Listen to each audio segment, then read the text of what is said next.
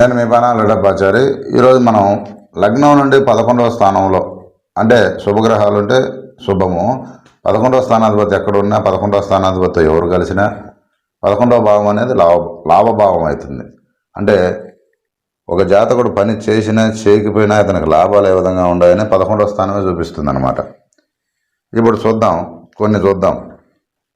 ఇప్పుడు అన్నదాత ఎవరు? వచ్చిన వాళ్ళకి అందరికీ అన్నం పెడతా ఉంటాడు అనుకోవచ్చు మనం. అయితే 5వ స్థానాధిపతి 11వ స్థానంలో నిలిచి 11వ స్థానాధిపతితో చంద్రుడు కలిసిన 2లో నిలిచిన జాతకుడు అతిథులకు కడుపు నిండుగా అన్నదానం చేసే అన్నదాత. సింహలగ్నం మిథునంలో గురువు.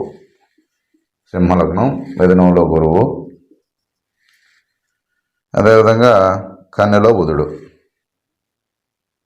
ఇతను అతిథులు ఎవరైనా వస్తే, ఒక నరేష్ సినిమాలో వాళ్ళ ఇంటికి పోతానే ఆయన కట్టేసి కొట్టి మరీ పెడుతూ ఉంటాడు అనమాట. మా మర్యాదలు చూడు. ఆ విధంగా వీళ్ళు అన్నం పెట్టి చంపేస్తారనమాట.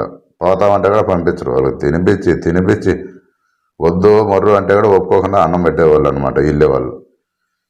అయితే సినిమాలో ఊరికే తీరు, ఇలాంటివన్నీ జరుగుతూ ఉంటాయి కాబట్టి ఇలా చూసి తీస్తూ ఉంటారు. చంద్రుడు కూడా కుటుంబ స్థానంలో చంద్రుడు, అలాగే 1, 2, 3, 4, 5, 6, 7, 8. అష్టమ స్థానంలో గురువు. ఏమన్నా పంచమ స్థానాధిపతి స్వక్షేత్రమై కుటుంబ స్థానంలో బుధుడు ఉండి 100% బలం, ఇక్కడ 75% బలం కలిగి ఉండడంలో ఈయన అన్నదాత అవుతాడు అనమాట. చంద్రుడు కూడా హస్తా 4 మంది ఉంటే మళ్ళీ ఇక్కడికి వెళ్తాడు నవాంశంలో, లేదా హస్తా 2 మంది ఉంటే నవాంశంలో ఇక్కడికి వస్తాడు. అది కూడా బలంగానే ఉంటుంది. ఇంకా అన్ని నక్షత్ర పాదాలు 10 వీడియోలో చెప్తాను కాబట్టి మీకు ఇంకా అవన్నీ చెప్పేదానికి టైం ఉండదు. కొన్ని మాత్రం చెప్తూ ఉంటాను. మీరు నేర్చుకునే వాళ్ళు కొద్దిగా నేర్చుకోండి, ప్రాక్టీస్ చేయండి. ఎందుకంటే అందరికీ వచ్చి నేర్పించడం కుదరలేదు. ఎవరైనా నేర్చుకోవాలనుకునే వాళ్ళు, తెలుసుకోవాలనుకునే వాళ్ళకి ఈ వీడియోలు బాగా ఉపయోగపడతాయి. వదిన భార్యలాగా ఉండడం. అన్న బతుకుండగానో లేదా అన్న చనిపోయిన తర్వాత కానీ వదినే భార్యగా ఫిక్స్ అయిపోవడం. ఎందుకు అలా జరుగుతుంది? వృశ్చిక లగ్నం మీనంలో శుక్రుడు, పంచమ స్థానం 1, 2, 3, 4 పంచమ స్థానం, 5వ స్థానం అంటాం దీన్ని. బుధుడు నీచం. బుధుడు కూడా ఇక్కడ లాభస్థానాధిపతి అవుతాడు, 8వ స్థానాధిపతి అవుతాడు. వృశ్చిక లగ్నమై శుక్రుడు బుధుడు నిలిచి 11లో గురువు నిలిచి, 11లో గురువు ఇక్కడ గురువు నిలిచి, కుజుడు కూడా ఇక్కడే 11లో గురువు కుజుడు నిలిచిన జాతకుడు అన్న చనిపోయిన తర్వాత వదినను భారీగా పెళ్లి చేసుకోకుండా జీవిస్తాడు. అన్న జీవిస్తున్నను ఈ సంబంధం కలిగి ఉంటాడు. అయితే వృశ్చిక లగ్నం మీనంలో శుక్రుడు ఉచ్చమం, బుధుడు నీచం, అలాగే కన్యలో గురువు కుజుడు. అంటే ఇప్పుడు కుజుడు పోయి శుక్రుడిని చూస్తాడు, బుధుడిని చూస్తాడు.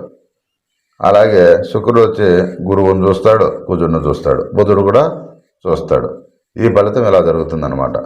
ఇప్పుడు 7వ స్థానాధిపతి పంచమ స్థానం. మనం ఇందాక ఏదోసారి చెప్పుకున్నాం. ఇక్కడ ఎవరికి నచ్చినట్టు వాళ్ళు బతుకుతారు. 7వ స్థానాధిపతి పంచమ స్థానంలో ఉండి ఉత్సవం అయితే కూడా వాళ్ళకి నచ్చిన విధంగా వాళ్ళు బతుకుతారు. పెళ్ళిళ్ళు చేసుకుంటారు, చేసుకోకుండా ఉంటారు, తర్వాత విషయాలు అనమాట.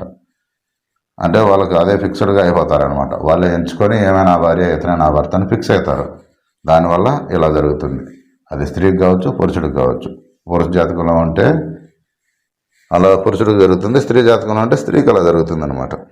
ఇంద్రాయోగం 1 మరియు 11 అధిపతులు మరియు 2వ అధిపతి 10వ అధిపతులు మొదలగు 2 జోడులు పరివర్తనమైన యోగము కలిగిన లగ్నము శుభుడి రాశిగా ఉన్న జాతకుడు ఇంద్రాయోగమును జీవితమును కలిగి ఉంటాడు. ఓకే, ఇప్పుడు లాభము కలిగిన జాతకుడు చూద్దాం. మీన లగ్నం మకరంలో గురువు. వీడికి లాభాలు అనేది ఎక్కువగా ఉంటాయండి. మకరంలో గురువు ఉంటే లాభాలు ఎట్టుంటాయి? లగ్నం 11వ స్థానము ఎట్టుంటాయి చెప్పండి, ఎవరైనా చూద్దాం ఎలా ఉంటాయంటే నేను చెప్తా. ఇప్పుడు శ్రవణం 4 పైన గురువు, ఓకేనా?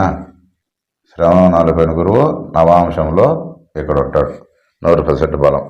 ఓకే, ఇంకపోతే ఉత్తరాషాఢ 4 మీద గురువు, ఉత్తరాషాఢ 4 మీద గురువు, మళ్ళీ నవాంశంలో గురువు ఇక్కడ ఉంటాడు. అడిగేమయ్యా 75% బలం కలిగే నీచమైన జాతకుడు, మళ్ళీ 75% ఇక్కడ చూస్తే 100%కి వచ్చాయి.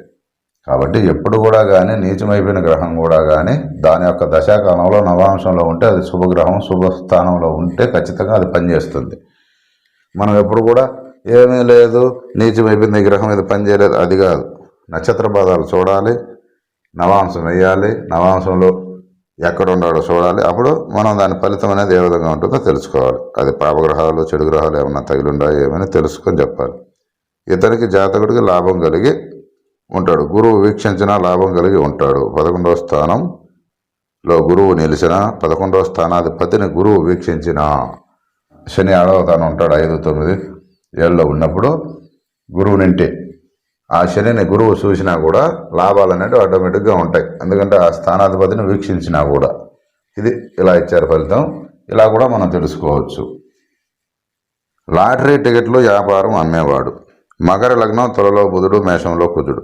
మకర లగ్నం తులలో బుధుడు,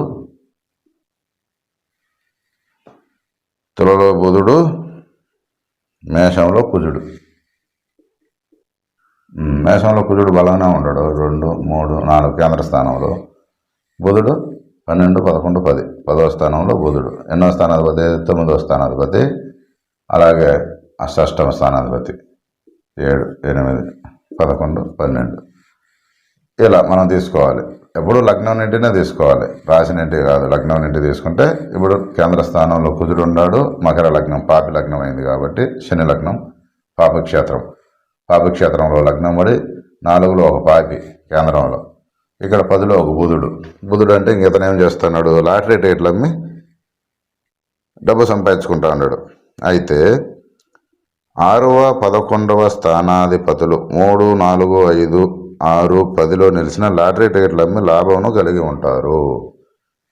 ఇట్లా ఎన్ని తావులు ఉన్నా కూడా 6, 11 స్థానాధిపతులు 3, 4, 5, 6, 10 స్థానాల్లో ఎక్కడున్నా కూడా లాటరీ టికెట్లు అన్ని లాభమును కలిగి ఉంటారు అని ఇక్కడ మనకి ఇచ్చారనమాట. ఇప్పుడు జోజంలో విజయం. జోజంలో విజయం ఎలా ఉంటుంది? జోజం అంటే ఏంటి? ఈస్పిటాకులు ఆడొచ్చు, కోడి పందాలు ఆడొచ్చు, రమ్మీలు ఆడుతూ ఉంటారు. జూజాలు చాలా రకాలు అనమాట. ఇప్పుడు ఎన్నో రకాల జూజాలు బెట్టింగ్లు కడుతూ ఉంటారు. ఇవన్నీ జూజాలకు సంబంధించినవి. ఈ జూజాల్లో ఎవరికి లాభం ఉంటుంది? కర్కాటక లగ్నం వృషభంలో చంద్రుడు 1. నెక్స్ట్ 11వ స్థానంలో చంద్రుడు బుధుడు కలిసి, బుధుడు కలిసి 11వ స్థానాధిపతి బలము కలిగిన జోజం ఆడుట మూలంగా లాభం ఉంటుంది. 11వ స్థానాధిపతి లాభం కలిగిన, 11వ స్థానాధిపతి ఎవరు? శుక్రుడే. 11వ స్థానాధిపతి శుక్రుడు లాభం కలిగిన అంటే ఇక్కడ ఉండాలి శుక్రుడు. అప్పుడు 1, 2, 3, 4, 5, 6, 7, 8, 9, 10, 11, 12. ఓకేనా? ఇలా కూడా మనం తెలుసుకోవచ్చు. నేను మీ బన్నారెడ్డపాచారి. ఈ వీడియో నచ్చితే లైక్ చేయండి, షేర్ చేయండి. మరిన్ని వీడియోల కోసం చూస్తూనే ఉండండి. ఉంటానండి. నమస్కారం.